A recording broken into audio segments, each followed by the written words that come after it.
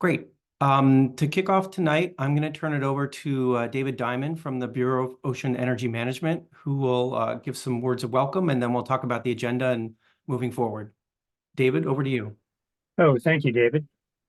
Hello, my name is David Diamond, and I'm the Deputy Chief of Atlantic Operations for the Office of Renewable Energy Programs at the Bureau of Ocean Energy Management, or BOEM.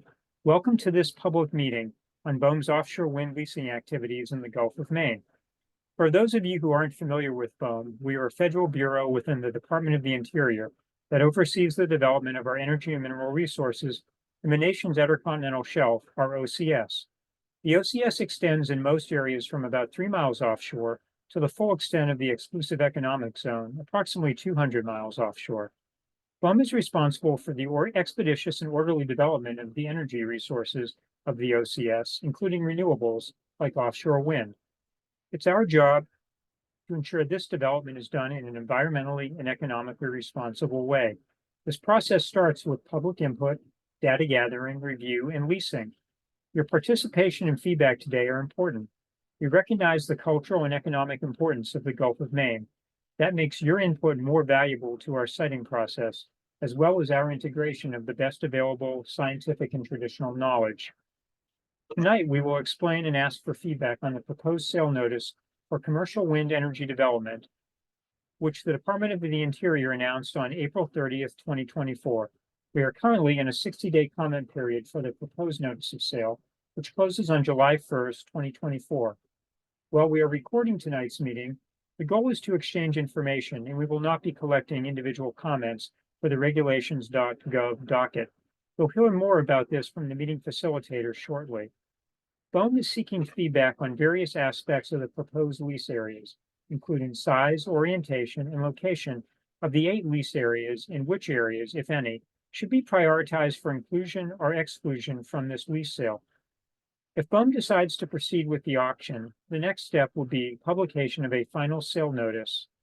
An environmental assessment to evaluate the potential environmental impacts associated with offshore wind leases will be completed prior to the final sale notice. This is your time to be heard. We consider public input to be a critical component of safe and responsible offshore energy resource management. Thank you for participating. We are here to listen and answer your questions. Please help us provide a meaningful, safe, and respectful meeting for everyone. And now back to you, David.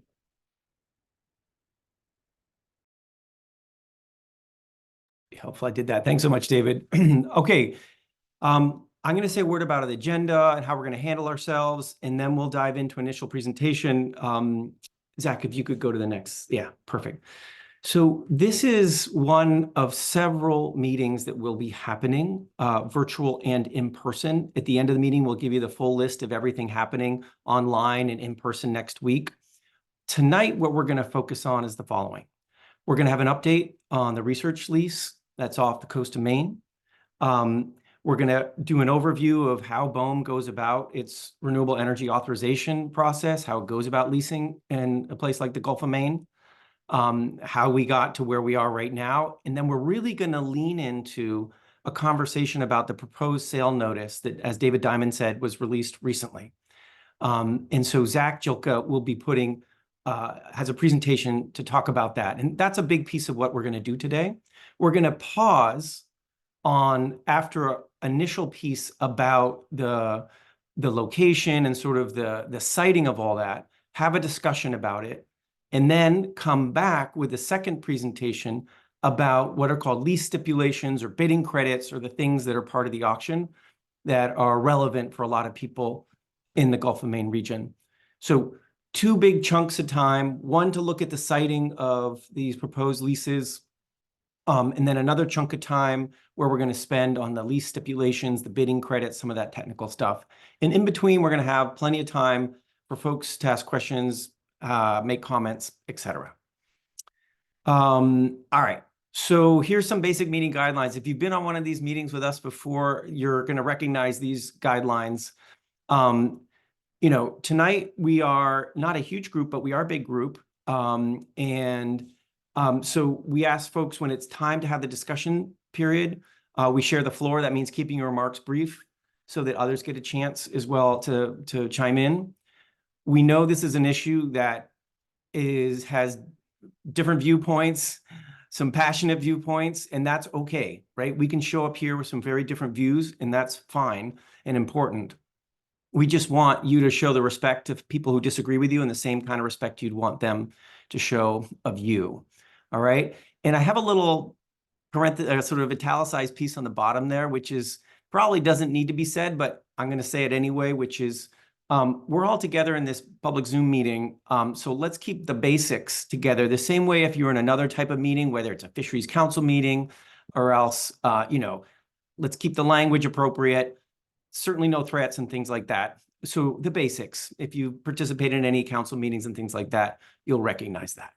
I'm here today with Laura Singer, also with the team here, facilitation team. We'll be doing this together, helping BOEM walk through, and more importantly, helping you all make sure you can say what you need to say and ask the questions you want to ask. Okay, before we get into Zach Jilka's presentation, we typically start these with a little poll to understand who's in the room. So I just opened up that poll and I'll invite all of you to answer it. It has 2 questions, and I think you have access to both right now. And if you don't mind just doing a quick answer to that, it's interesting to see who's in the room tonight. I'll give you just a moment to click on, again, 2 questions. One is about your sort of more or less affiliation.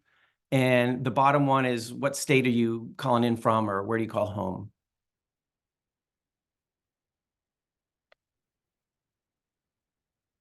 I'll just give it a second more. We've got most of you have answered, but not all of you.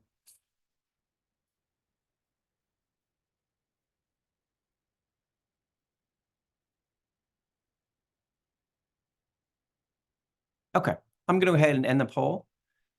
And you should be able to see the results now. So if you see what I see, and Laura, let me know if you can't see that, but we have some commercial fishing folks, some NGO folks, some maritime folks, some state and federal agency folks, some offshore wind company developer folks, and some academics and researchers and some others. In terms of states, Maine and Massachusetts, some folks from New Hampshire as well, at least one person, and some others, which is very interesting. So thanks, that's helpful. And just so you all know, we'll talk about this later, we are doing sort of stakeholder specific meetings over the next few weeks, targeting fishermen, particular fishermen, targeting conservation organizations and others. So stay tuned for those if you haven't seen that. All right, let me go ahead and turn it over to Zach for this initial presentation. Again, we've asked Zach to keep it relatively short, and then we're going to have a chunk of time to ask questions and make some comments. Zach, Jilka, over to you. All right. Thank you very much. So as David mentioned, I'm Zach Jilka. I am a project coordinator within the Office of Renewable Energy Programs, working really exclusively on the Gulf of Maine. And we are going to spend most of tonight on the commercial leasing process and the proposed sale notice, but because it can get confusing, we did want to just provide people an update on the research lease application, which was an application that was submitted by the state of Maine, as this timeline shows, in October of 2021. And there have been several sort of milestones along the way. We published a request for competitive interests in 2022, which was required by our regulations. We determined that there was no competitive interests in March of 2023. And then in July of 2023, we put out a draft environmental assessment. And now we are anticipating the publication of a final environmental assessment here in May, so quite soon. And just skip to the next slide here. With that publication of the final environmental assessment, we would then be able to offer a research lease to the state of Maine. So more to come on that in the near future. So what is the research lease? Well, it represents an opportunity for the state of Maine to conduct the research outlined in their application, which includes fisheries, ecosystem and the environment. These are the different sort of focus areas within their application that they wanted to prioritize: navigation, socioeconomic impacts, workforce development, technology, and as well as a lot of research. I'm not going to go into a ton of detail here, but there's just know that there are some key differences between what a research lease kind of authorizes and who can hold one compared to a commercial lease. So a research lease can only be held by a federal agency or a state. In this case, it's the state of Maine that's requested one. What fees are paid? Well, there are no fees associated with a research lease, so that's a key difference. Whereas, the commercial process goes competitive, and there's different fees that are associated with that under our regulations. And then the lease language itself is a negotiation between BOEM and the state in this case. Whereas in the commercial process, a lease is developed by BOEM, and that's what we're going to be talking about tonight for the commercial side, proposed sale notice and the draft lease instrument. So once again, once that final EA is complete, BOEM will then be able to offer a lease to the state of Maine, and then once the parties agree upon the terms, the lease can be executed, and we anticipate that occurring in the summer of this year. All right.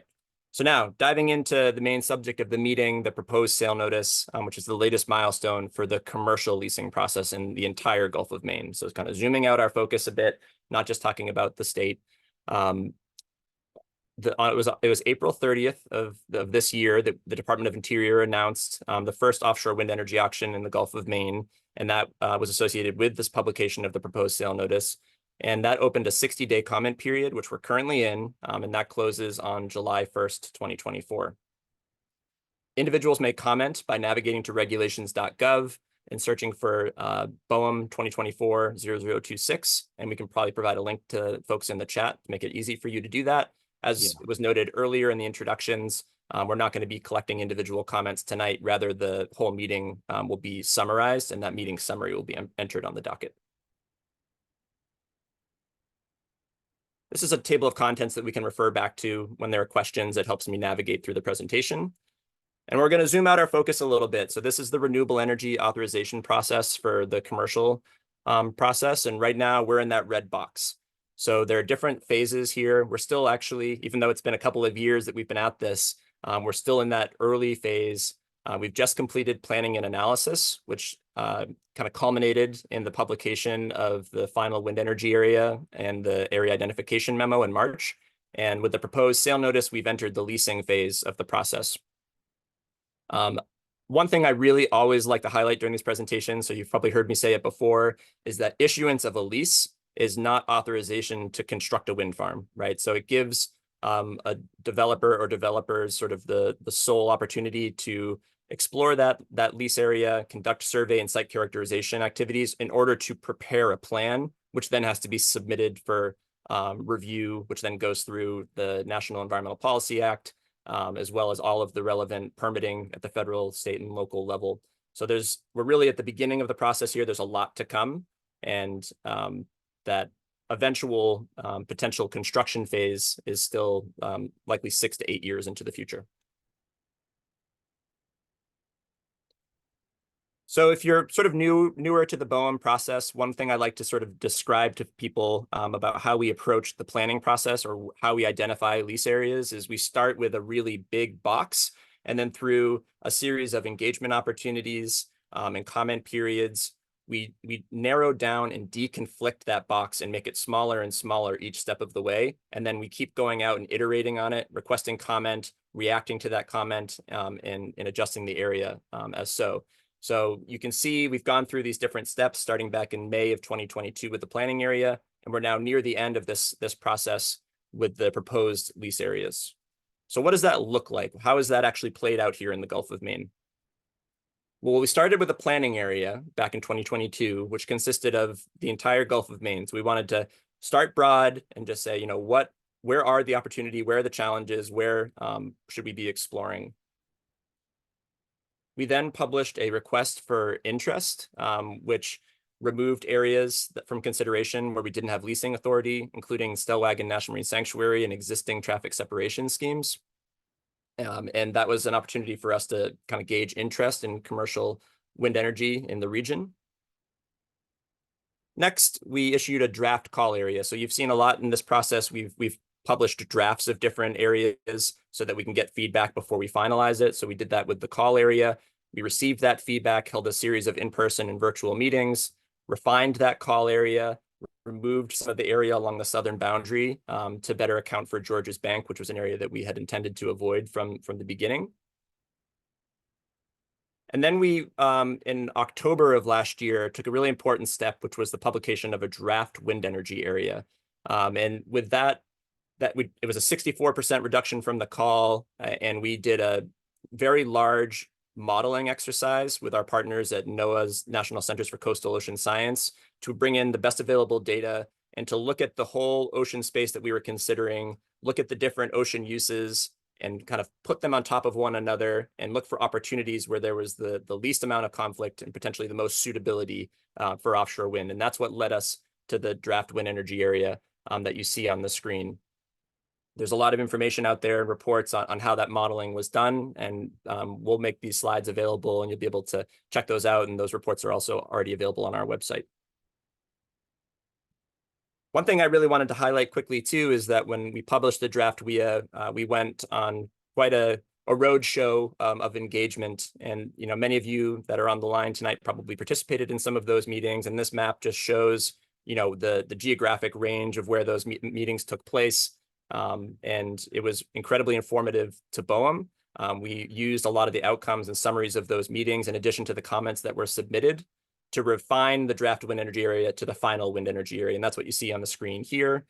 Some really important changes were taken into effect here, including the removal of the 2 secondary areas within Lobster Management Area 1 based off of that feedback, as well as removal of several important areas to the offshore groundfish fleet and offshore lobster fleet.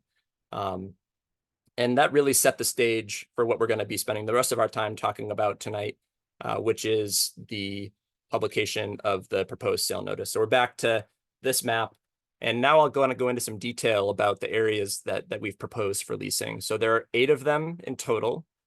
Collectively, they constitute nearly 1 million acres.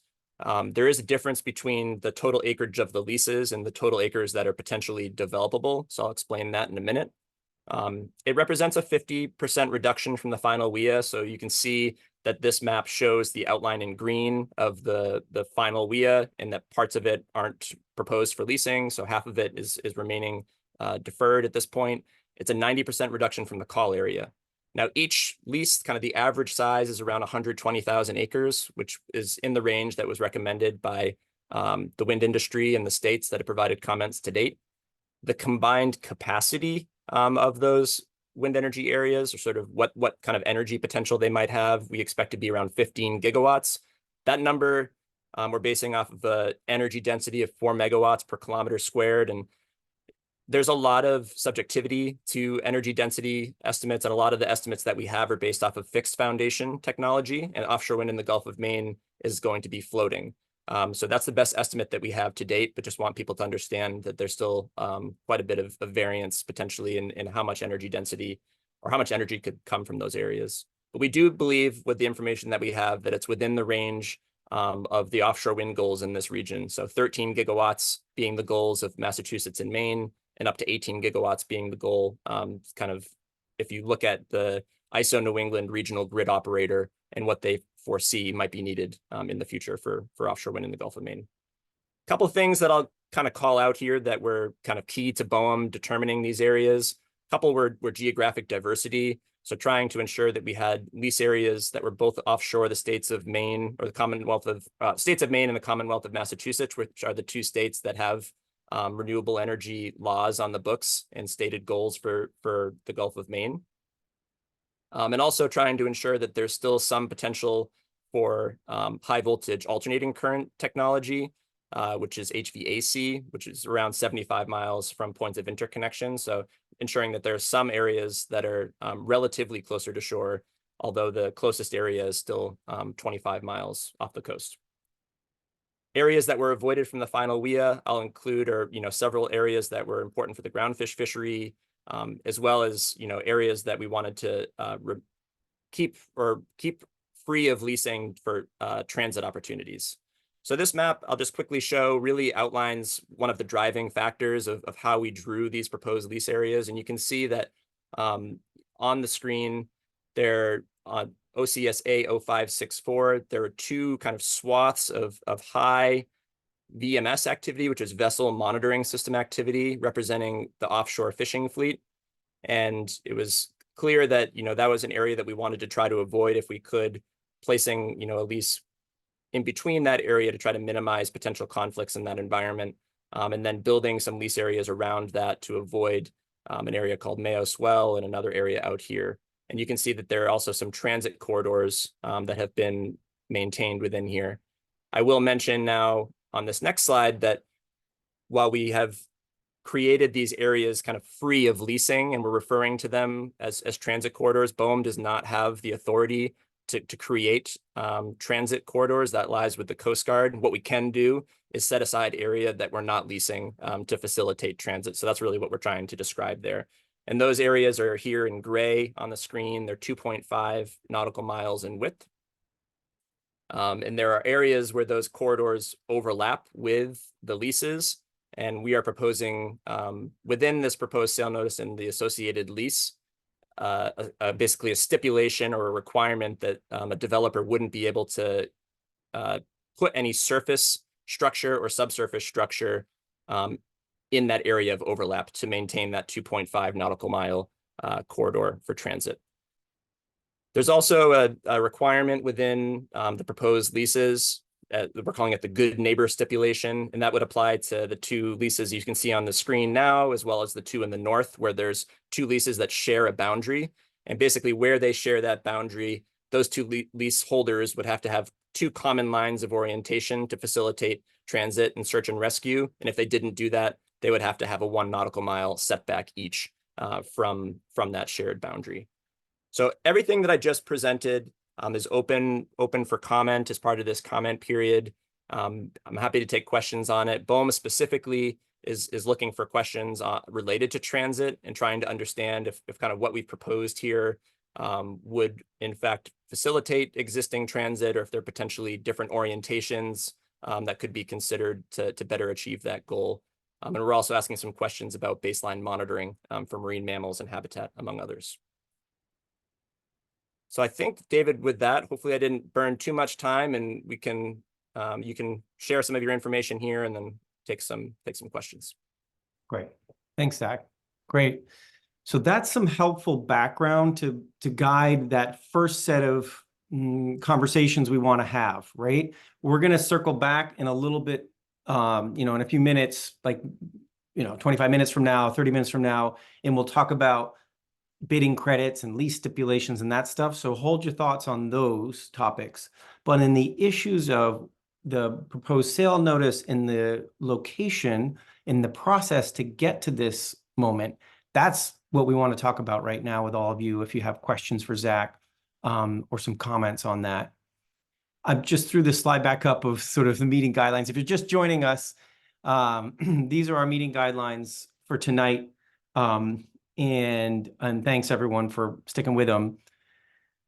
Laura and I are just facilitate this. If you're interested if you have a question for Zach, if you're interested in making a comment, we'd be interested to see, if you want to click that raise your hand feature in Zoom.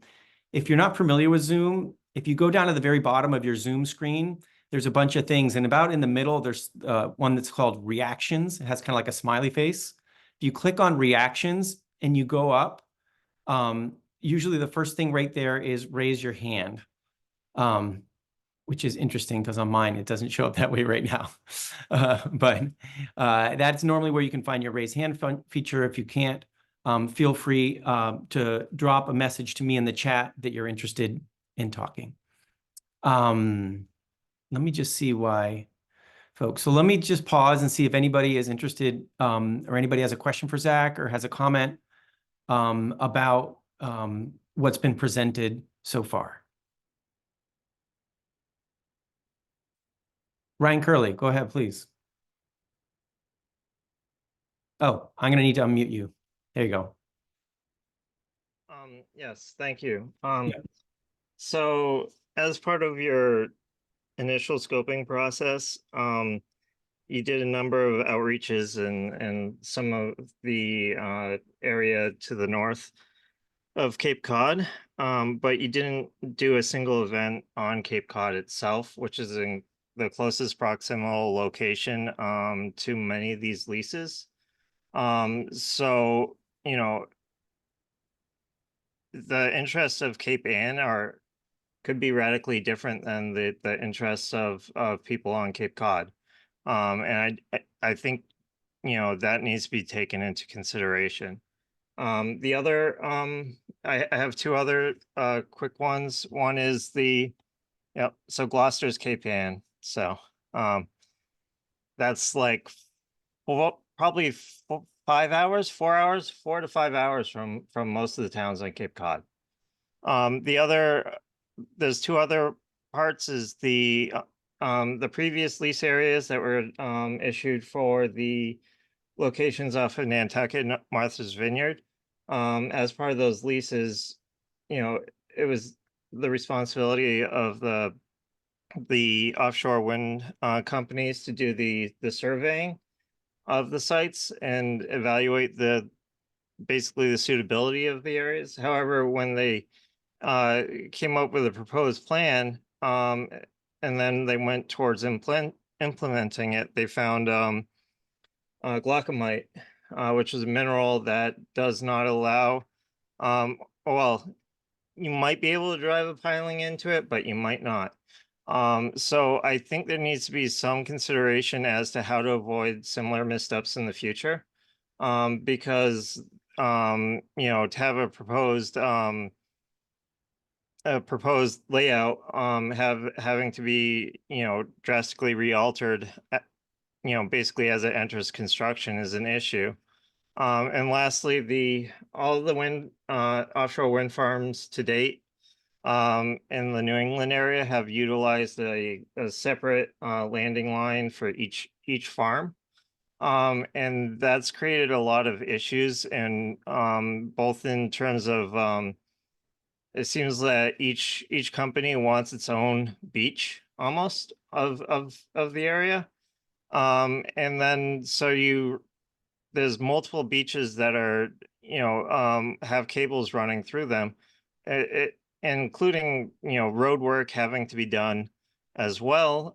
It would seem to make a lot more sense to have anytime where you have a number of farms in close proximity to each other to utilize the same connecting infrastructure, so that you're not running into these instances where sometimes there's even a competition as to who could secure the best landing location first. And that's it for my comments. So thank you. Thanks, Ryan. I appreciate those comments. I heard three things there. I'm just going to summarize them.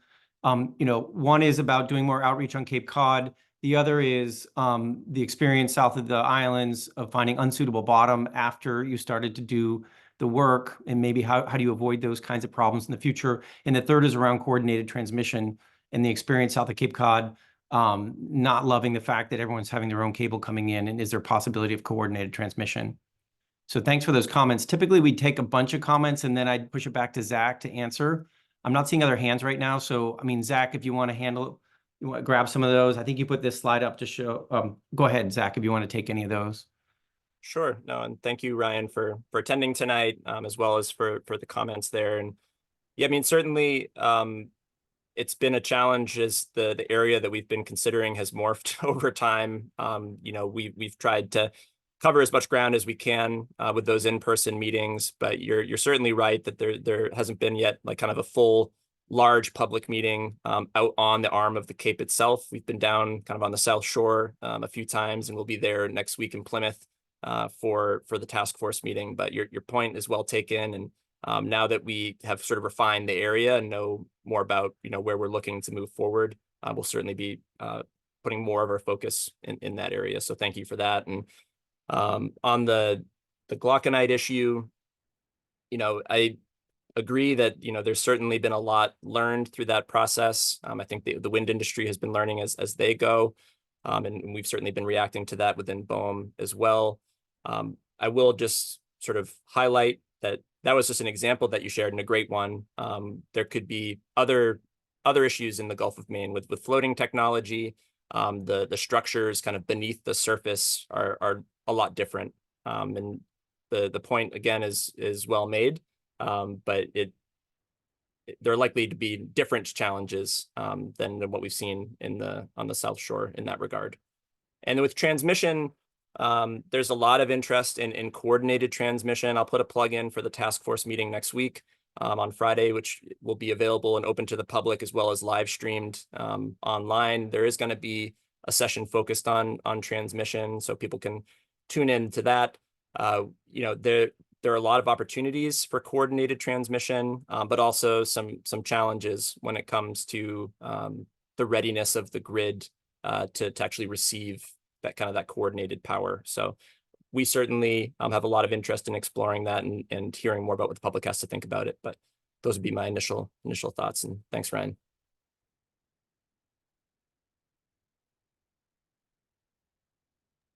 You're on mute, David. Evans.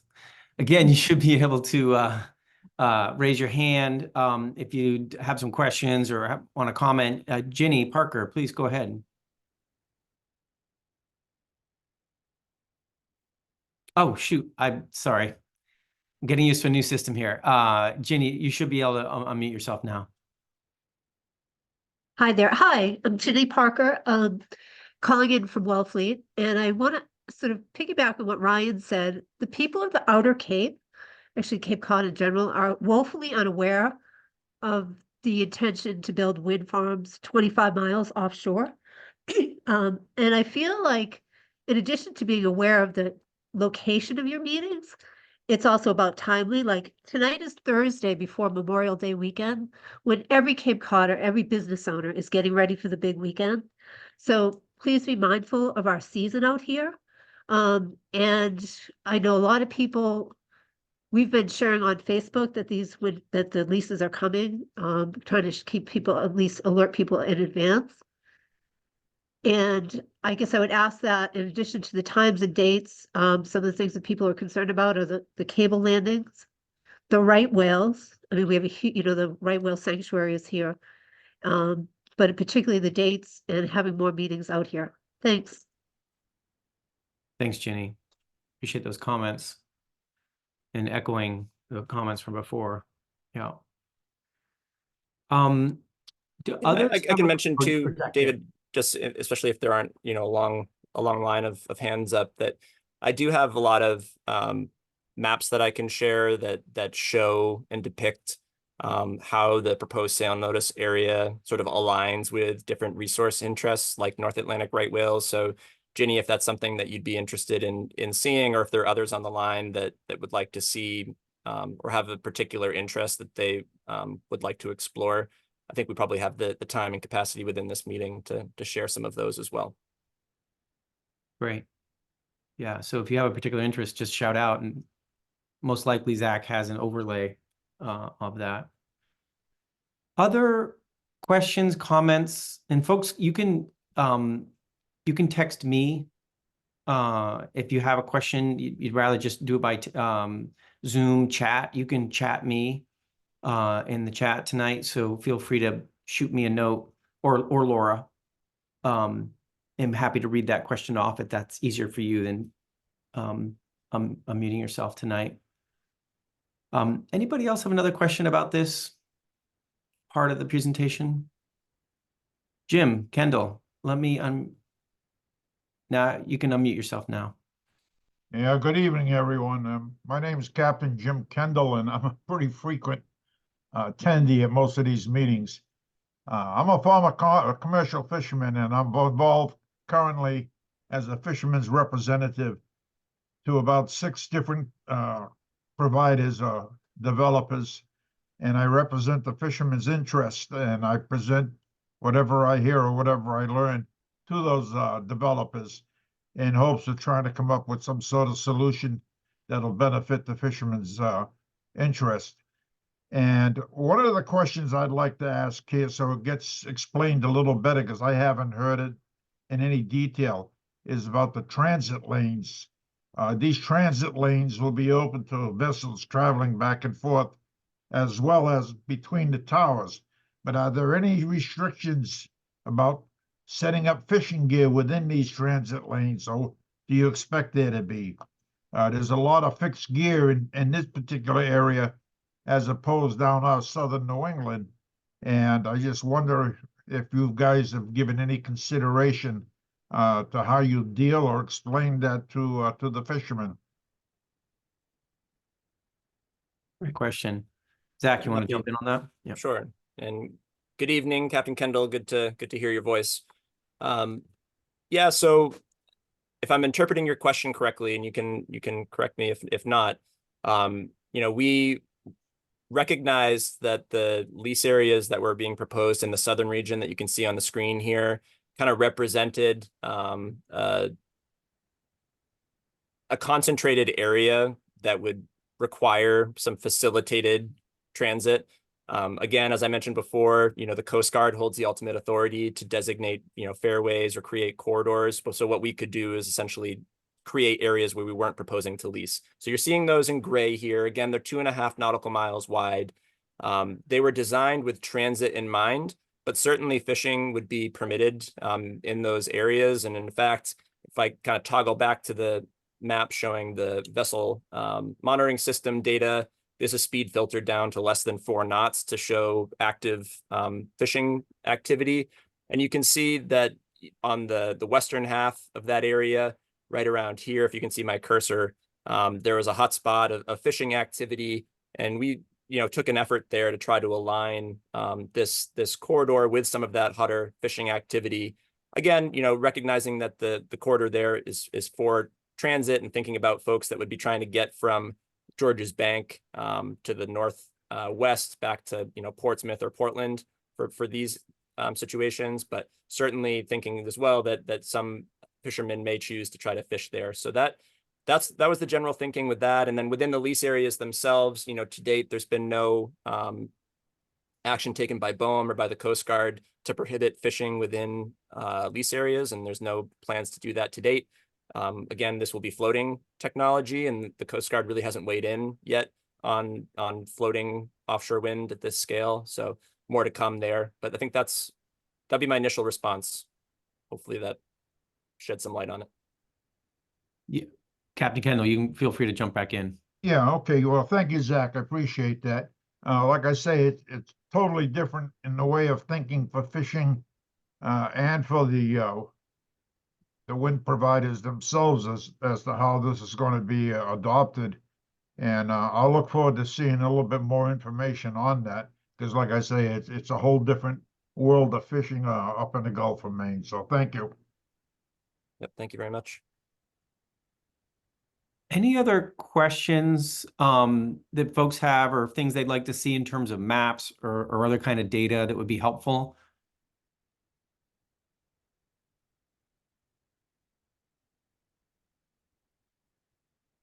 So I'm thinking, Zach, oh, yeah, Daniel Collins, go ahead. Oh, sorry. No, you can't go ahead. Now you can go ahead. Hey, thank you. I was just wondering, so I'm with the city of Salem, but I was just wondering if you could speak to the part of the map that doesn't have any proposed lease areas.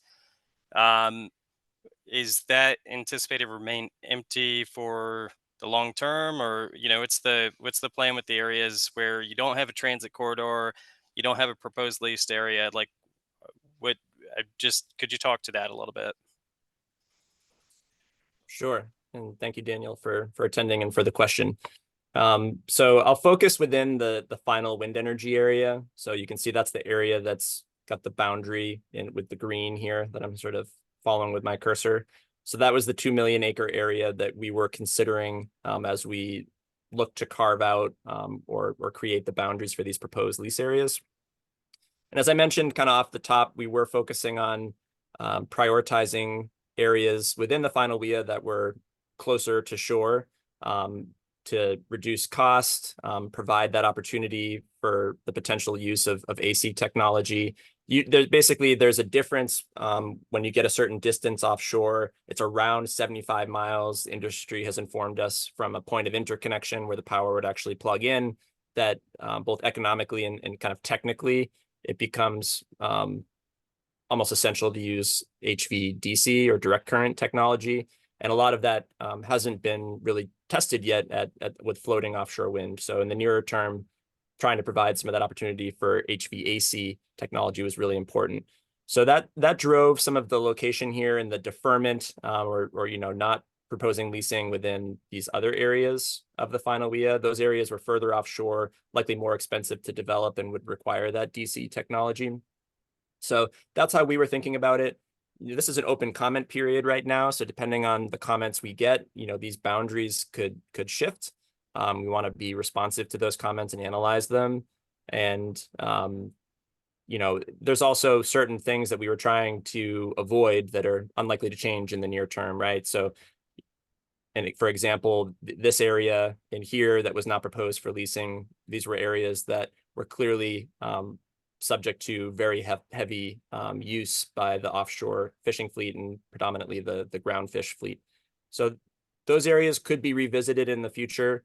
But as of right now, we're moving forward with the proposal of these 8 lease areas. And if you have a follow-up, Danielle, I think we've probably got time to take it. No, I don't. That you addressed the question. Thank you. Yep. Dustin Delano, go ahead, please. Thank you, guys. Dustin Delano from New England Fishermen Stewardship Association.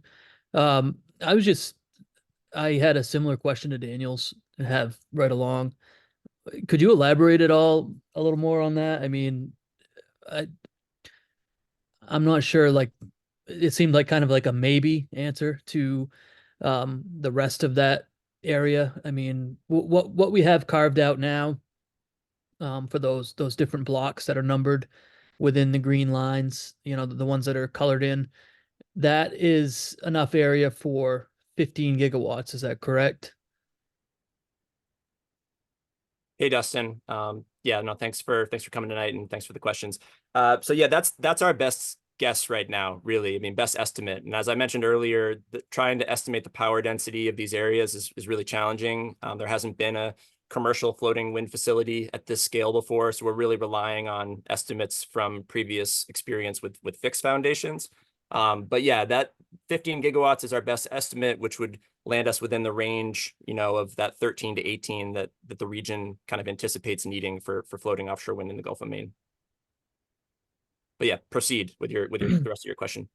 Thank you. No, I mean, you've heard it from us before, but it's a little bit concerning when there's all of this other potential area that looks to be almost just as much that is maybe considered a maybe.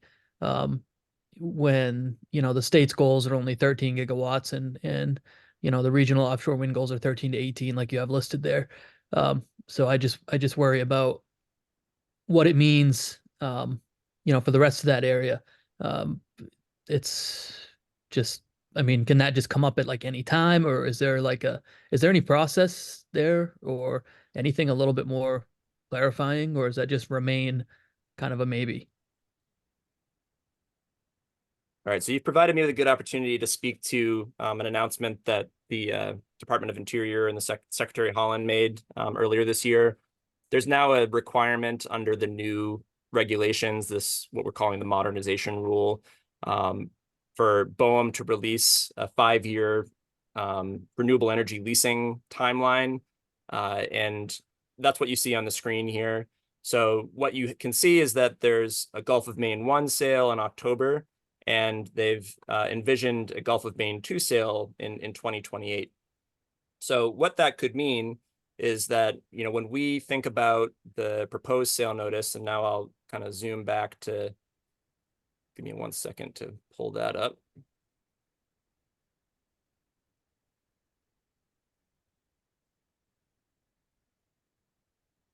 All right, so when we think about this area, a couple things could happen, right? We could go out with, let's say we move forward with all 8 of these lease areas later this year, offer them for sale. It could be the case that only half of them are actually sold. And we've had auctions in the past where not all of the leases have been sold. So one scenario is that, we offer enough that we think could reach 15 gigawatts, but that those areas don't sell. So in 2028 could come back for that sale and reoffer those same areas once again. Another scenario is that, you know, some of these areas that look most suitable today, you know, are not looking as suitable 4 or 5 years from now. Dustin, you're a former fisherman yourself. You know, you guys know better than anybody how quickly things are changing out there. So we want to also kind of keep in mind that the fishing activity can change, the protected species in the region could change. If any future sale or any actions that were taken would have to go through this process that we've been through. So if it's within the final wind energy area, we would have to issue a new proposed sale notice and go through a similar process to what we're going through now. And if we were to look at any other area, we'd have to go back to those other previous steps and publish, you know, draft documents and do those meetings like we've done in the past. So my answer there, and I know it's hard to kind of pin down, but there are a lot of different kind of scenarios that could play out here. But any future action would also, you know, be contingent on the results of this first sale, as well as, you know, the positions of the current administrations at the federal and state levels, the positions of tribes, and the positions of stakeholders. And, you know, we've really tried to maximize the engagement opportunities throughout this planning process in the Gulf of Maine, and we wouldn't be doing anything differently moving forward. So there would have to be a lot of really careful iterative work there to look anywhere else besides, you know, the areas that we've put forward here. Okay, thank you. It just kind of seems like a way to keep your foot in the door, you know, for lack of a better term. Yeah, and I understand that, and I understand the concern, and I think what I'm trying to do is just be as transparent as possible. That, you know, there are these different scenarios that could come to pass, and I don't want there to be surprises for anybody.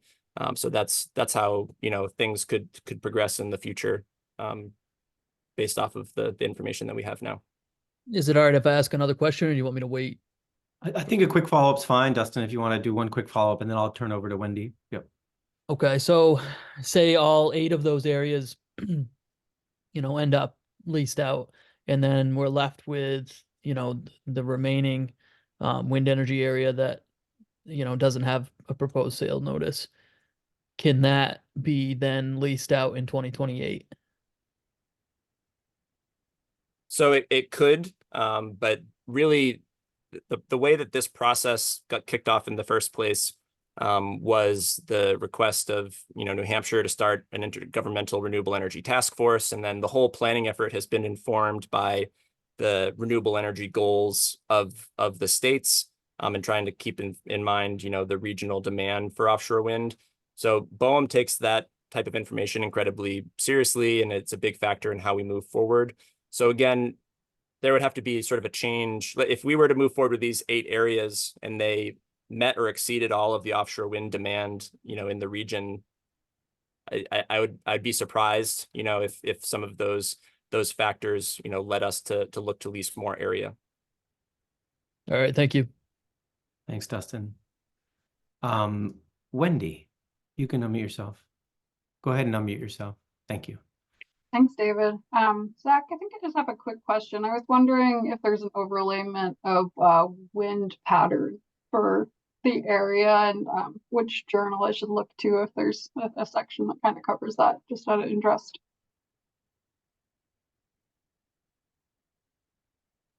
So like wind speeds, Wendy? Yeah, exactly. Just any sort of kind of patterns in the weather that are likely to be mappable.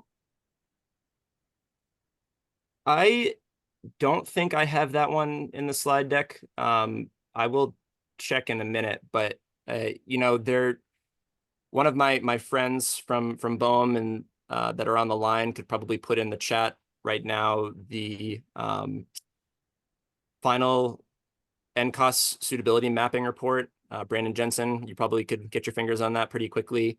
And within that, all of the information that we use to help define the final wind energy boundaries are in there, including wind speeds and levelized cost of energy information. And that levelized cost of energy data is basically built upon wind speeds, water depths, distance to shore, and all of the different kind of characteristics that would drive the energy costs of wind development. So that's my quick response, but we do have that, but I don't think I have it in the slide deck. That's okay. Thanks for having a great answer, and I'll take a look around on the site and hopefully receive something from your colleague. I appreciate it. Yep, thank you.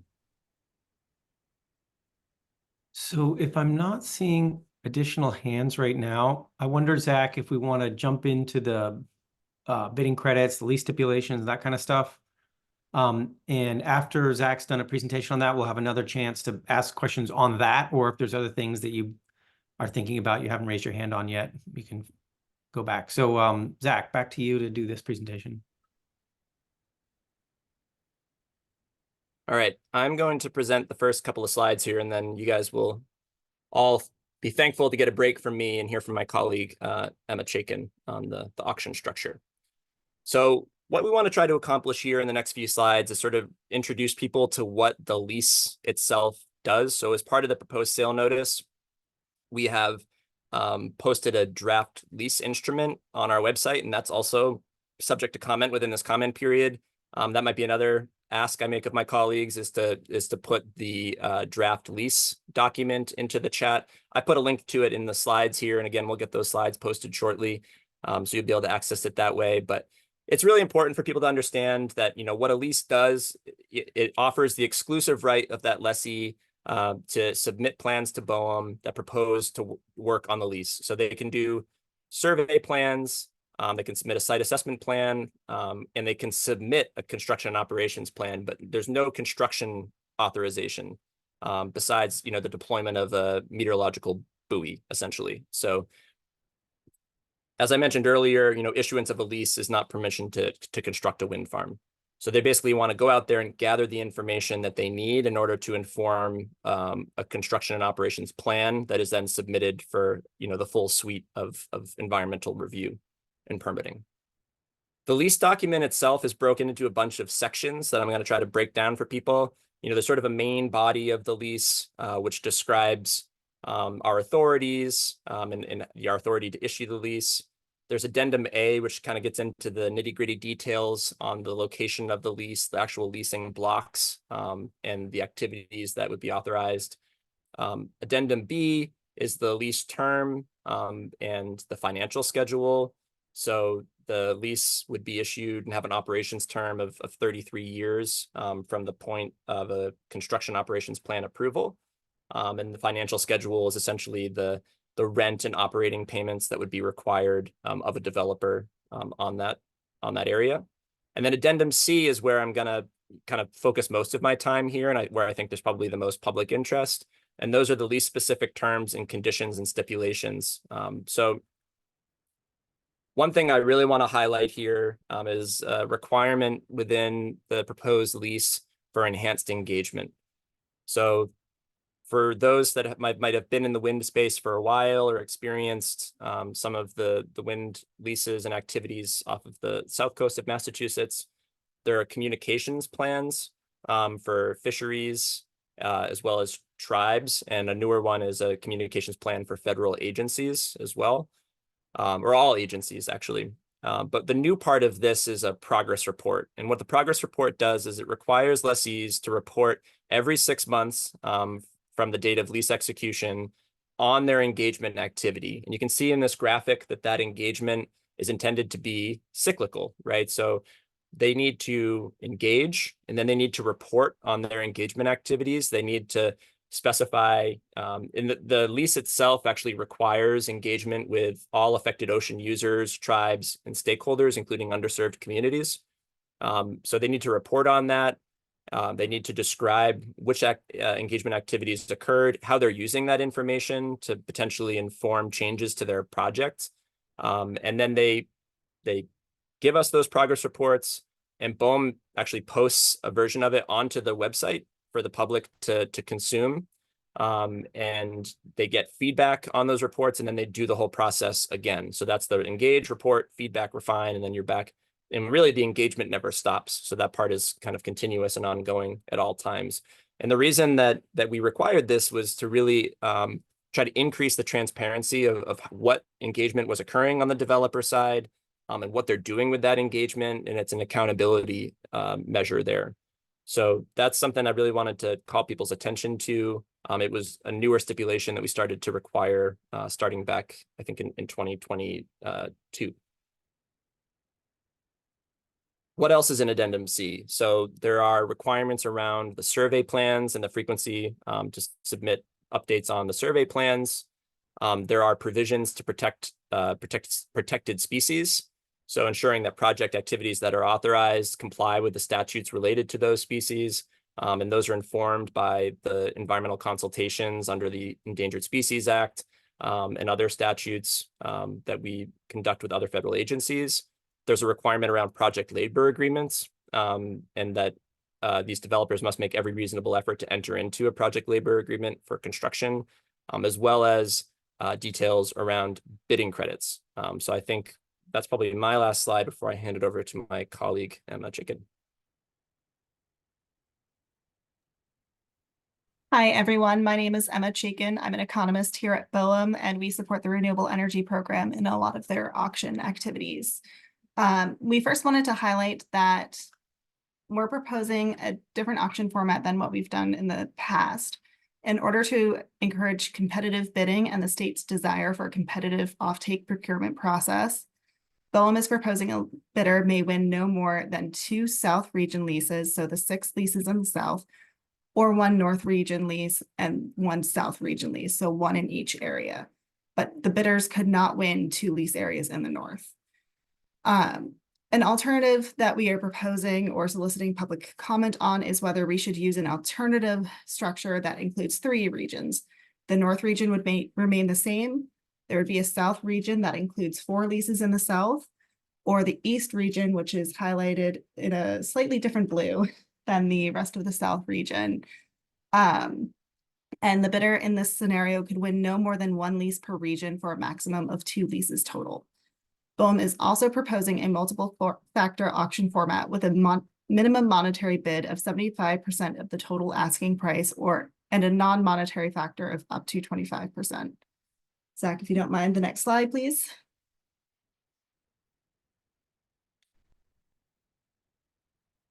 So BOEM has a 25% cap on bidding credits, which allows BOEM to retain a fair return to the American taxpayer, support administrative priorities and stakeholder needs, and allow the auction to remain competitive for bidders who do not qualify for the bidding credit.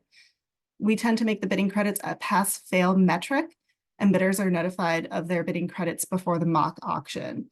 These credits are the same that were offered in the Gulf of Mexico Wind Lease Sale 1, and we've proposed it in the Central Atlantic and I believe Gulf of Mexico Sale 2. Next slide, please.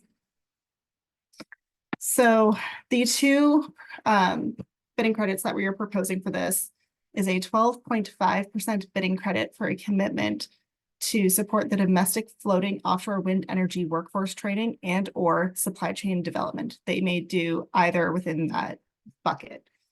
We have details for what would qualify in the lease. If you see condition 8 in Appendix C, that's all highlighted there. As for timing, the lessee's first FDR or its 10th anniversary, whichever soonest is when they would have to make the commitment by. We give them a little bit of extra time to develop their construction operations plan first.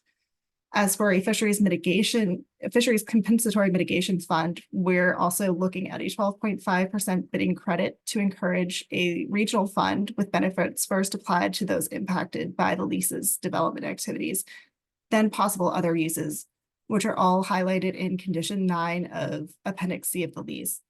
BOEM is accepting comments on the proper prioritization of the funds received under this bidding credit. As for timing, this would need to be implemented by the lease's first FDR or the 5th anniversary. And again, we're accepting comments on these measures. Emma, could I just ask you to do acronyms? You said the lessee's first FDR. Facility design report. It is one of the last things they have to do before they can start their offshore construction. Thanks, Emma.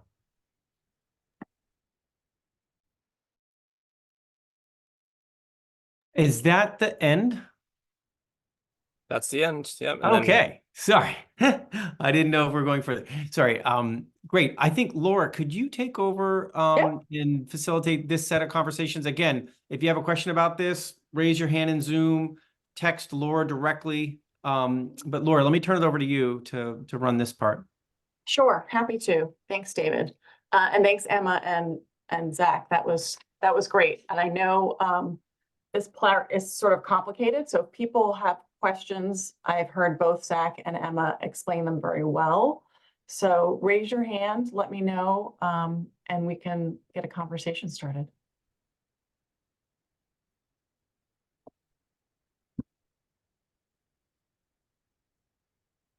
Maybe it's so complicated, people don't even know what questions to ask. Yeah, and as people yet. are looking for the raise hand function, you know, certainly we just talked about, you know, lease stipulations and bidding credits in the auction format.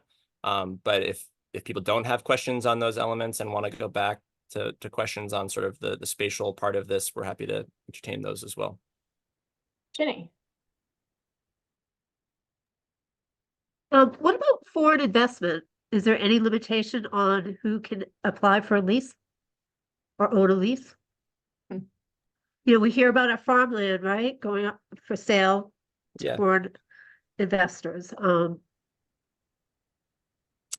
Yeah, I'll take Is the that first- is that an appropriate question for this piece of the presentation? Sure. No, definitely.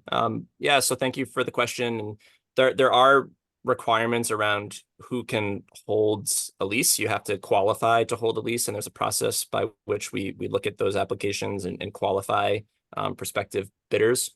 So those qualifications include legal, financial, and technical qualifications. So you do have to be a US company. I will say that is not the highest bar to cross.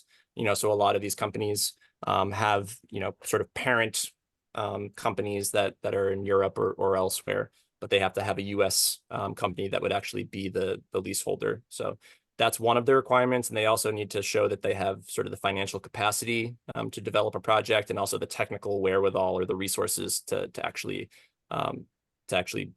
pursue a project like this. So yeah, legal, technical, and financial qualifications. So once those are met, you know, they can participate if they're qualified in the lease auction. I'll let Emma talk a little bit more about that once I kind of finish here. But on the foreign interest piece, there is a section within the lease document, which I can see has now been posted into the chat, that covers sort of national security interests. And those are specific stipulations that have been provided by the Department of Defense, who we consult with regularly throughout this process. So that might be a section that you'd be interested in taking a look at. Okay, thank you. Emma, anything that you'd add to that?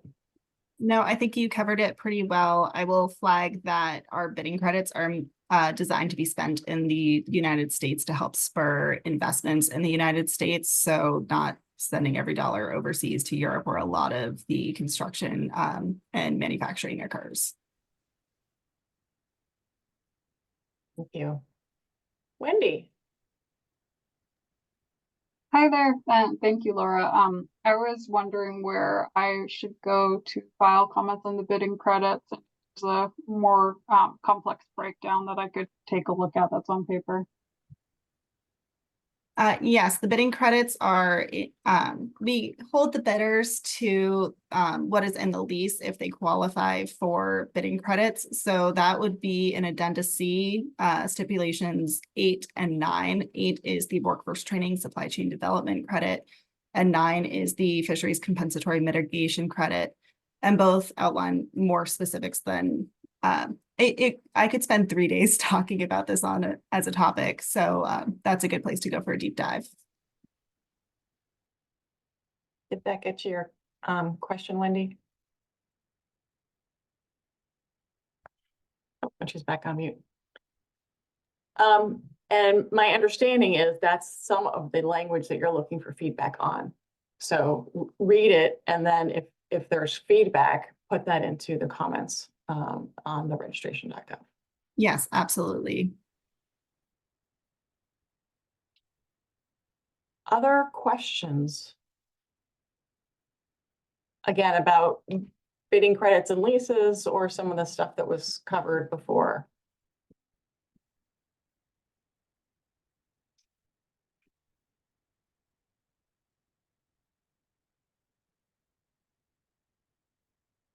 I'm not seeing any. I am seeing in the chat, I have someone, let me just wrote that regarding the bidding credits with the Fisheries Compensation Mitigation Fund, how are communities that are eligible for these funds and programs identified, given that the leases affect communities spanning 3 different states? Great question. And that was from Abby Westbury. So thank you, Abby. Great question you put in the chat. Does someone want to? Yeah, I can take point on this. This is a great question. It's one we've received multiple times, so clearly we need to go clarify some things. With the fisheries compensatory mitigation credit, they cannot limit it to only one state. It would have to be open to those who are impacted by lease development, and that could be folks within New England, Maine, Massachusetts, New Hampshire, or it could be somebody who comes up to the Gulf of Maine and otherwise accesses the leased area and has a history there.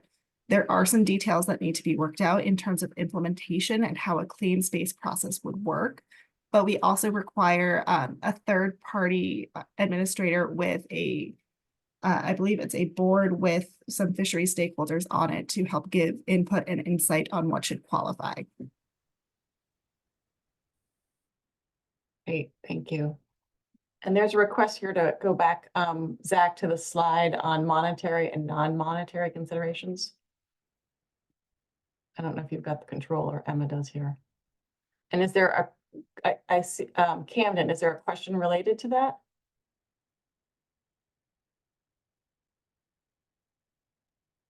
This I is the can right unmute. slide, right, Emma? Yeah, I think this is the general slide that covers the monetary, non-monetary portions. Sorry, Yeah. yes, I was wondering, it was a different slide. I believe it was previous to this one.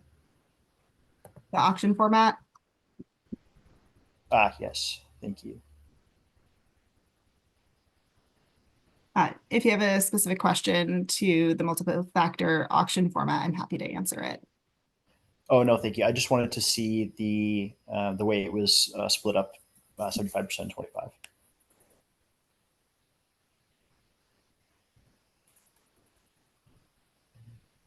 We will be posting these slides on the BOEM website shortly. So all these materials will be available for folks. And I will say the split of that 25% non-monetary factor is a component that we are taking comments on, is the 12.5% and 12.5% split appropriate for the region.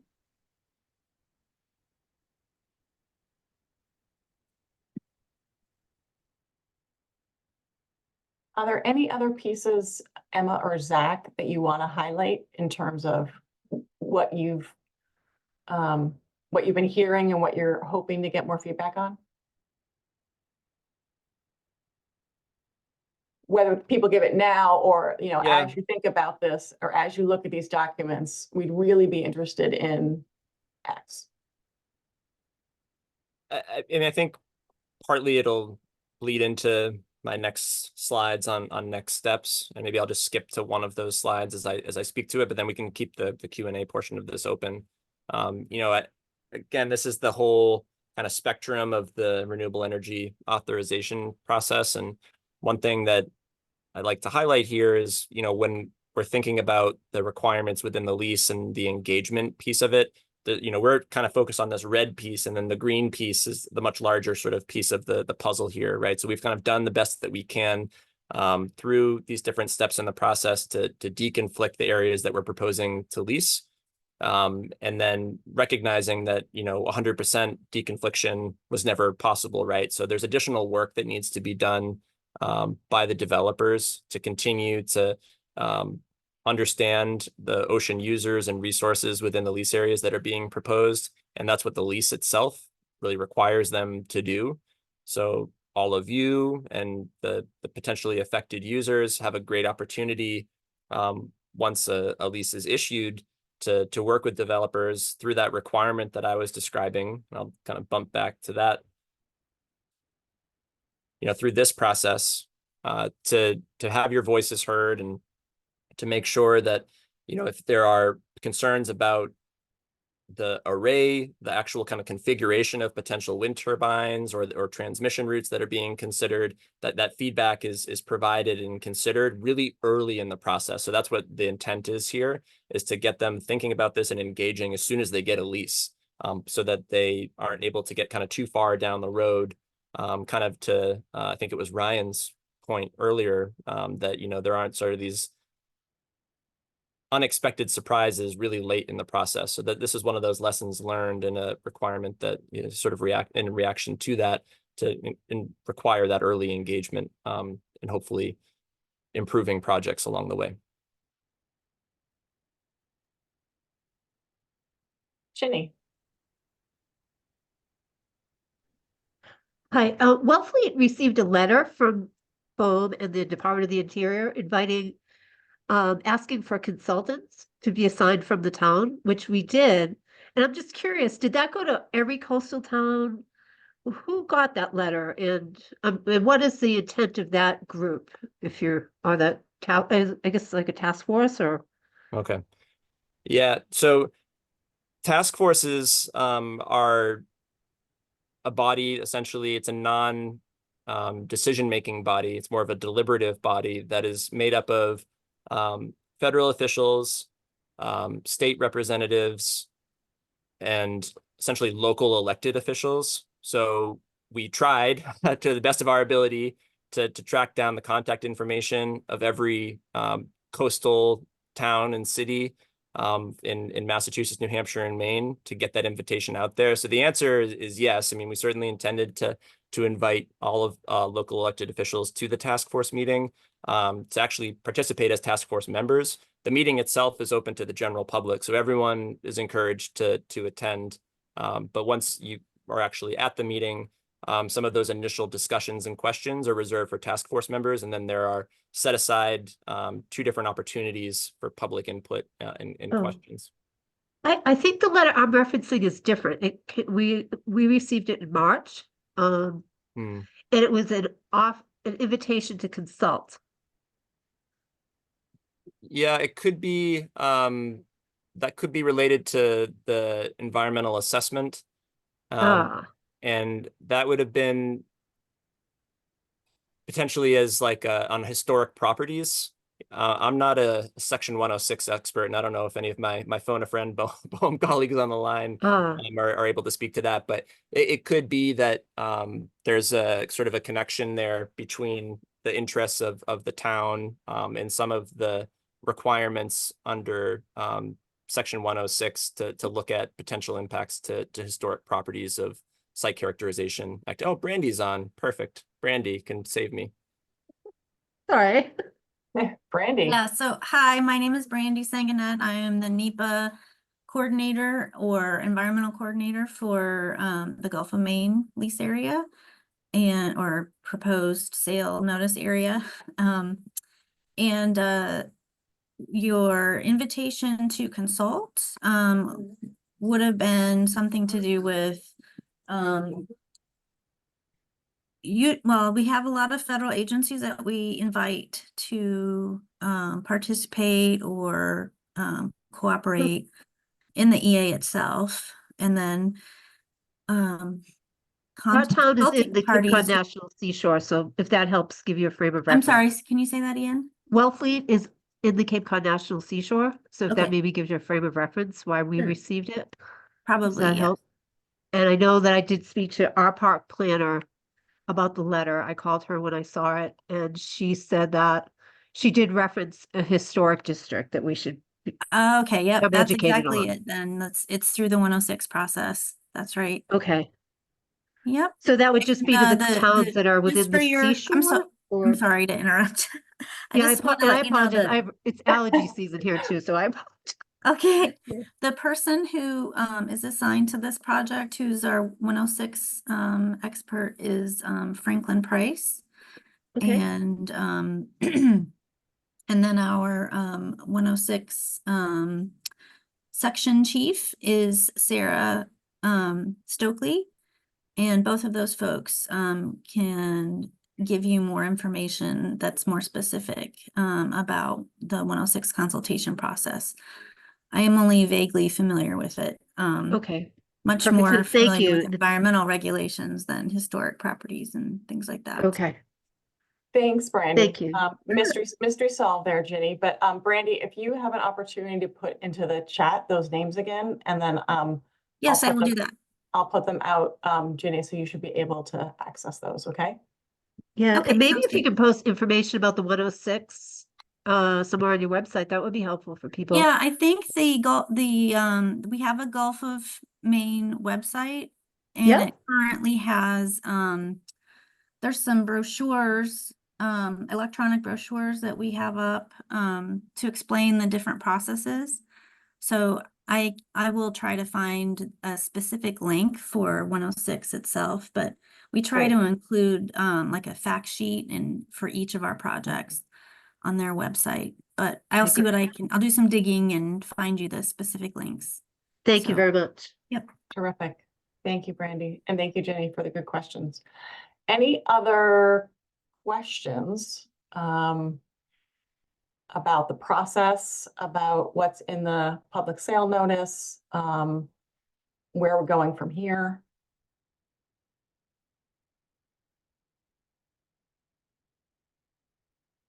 David, are you seeing any hands? I'm not, and I'm not getting anything in the chat. I wonder, Zach, if you want to do your next steps. And feel free to text or chat to me or Laura if any final questions. Sure.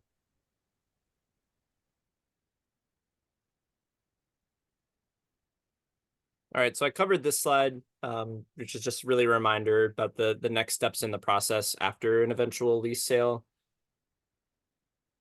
But this is zooming back in on where we are now. So this timeline covers the different milestones and engagement opportunities, really from the point of final WIA designation up into a lease sale. So right now we're in this public comment period on the proposed sale notice, which is going to extend through May and June to July 1st. And this says task force meeting window, but now we know the task force meeting is going to be May 31st. And I'll share that meeting info in 1 second. We are also anticipating the publication of a draft environmental assessment on the commercial site characterization and leasing activities in June of this year. And that'll have a kind of separate independent 30-day comment period and a couple of meetings associated with it as well. So stay tuned for that. What happens after the proposed sale notice comment period closes is that we take all of the meeting summaries from meetings like this, the engagement experience that we've gotten from the in-person meetings, as well as all the comments that are submitted, and we analyze them. We've got some support to analyze them. We look at them thematically and try to pull out trends and try to understand, where there are areas that we can meaningfully improve the lease that we're proposing. And then we would issue a final sale notice. So that's anticipated to occur in September of this year. And then about 45 days after that, we would expect the auction to occur in October of this year. So those are the next steps that are coming along the way. And before a final sale notice could be issued, we would have to publish the final environmental assessment. That's one step that I forgot to mention. For additional meetings, so right now, these are the in-person meetings that I'm showing. We really try to take a buffet approach to meeting and engagement, and that's sort of, people can take what they want, whatever works for them. So we try to have meetings at a lot of different times and at different venues, in person and virtual. So for the in-person meetings, the 3 next week are going to be evening open house meetings.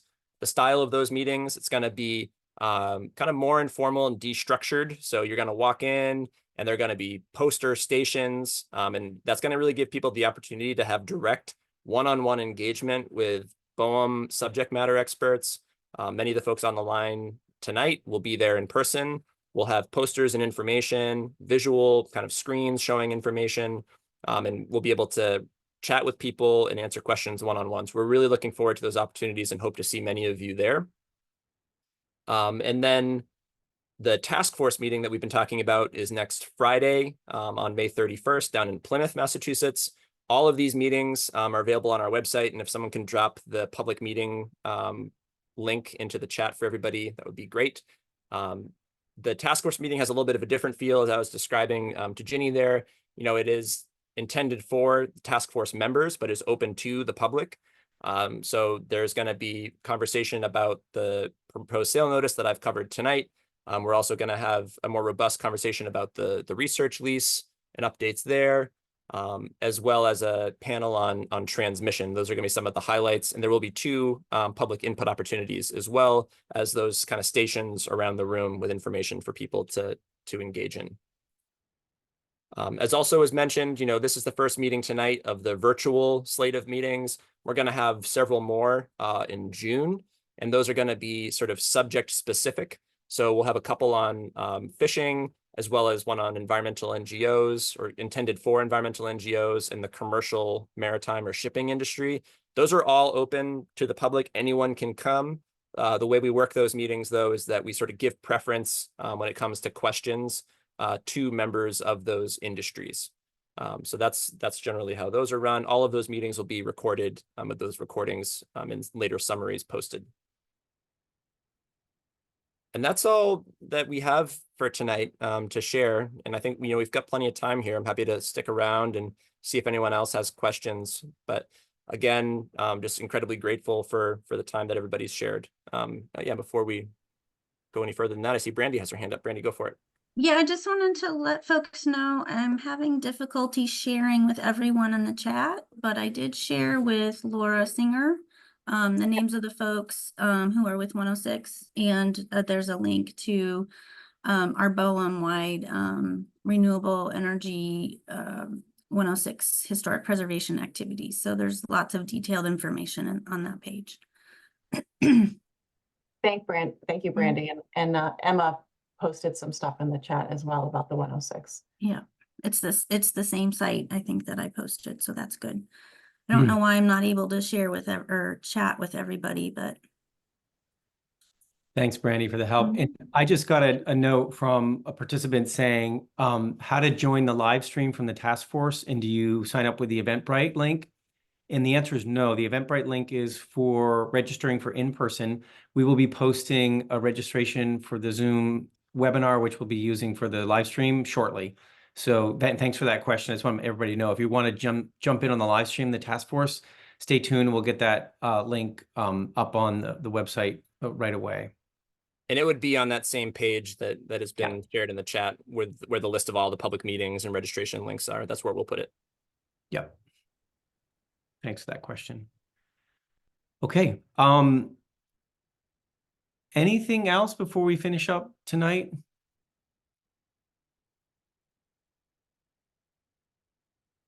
Okay. I think we did it. Thanks, everyone. Just a few other things to say here as we close out. Just again, thanking everybody for coming tonight. We really appreciate the participation. We know that it's challenging to carve time out of your days, especially at the end of a long day. And we heard comments tonight about the busy shoulder season starting tonight with tourists and everybody else flooding into this region. So very appreciative of all of your time. I think it's been a very successful meeting. We did hear some really great questions and hope to hear a lot more over the coming weeks. We'll be again taking all of the information we gathered tonight, and that'll be turned into a meeting summary, which will be posted on the regulations.gov docket for our consideration as we look to refine the proposed sale notice into a final sale notice. So that's one step, and we've shared tonight in the chat the link to regulations.gov where people can provide individual comments, and we definitely encourage you to do that. And yeah, I think with that, looking forward to hopefully seeing more of you either virtually or in person over the next 2 weeks. But thank you so much. Thanks, everyone. Have a great evening. Take care. Thank you.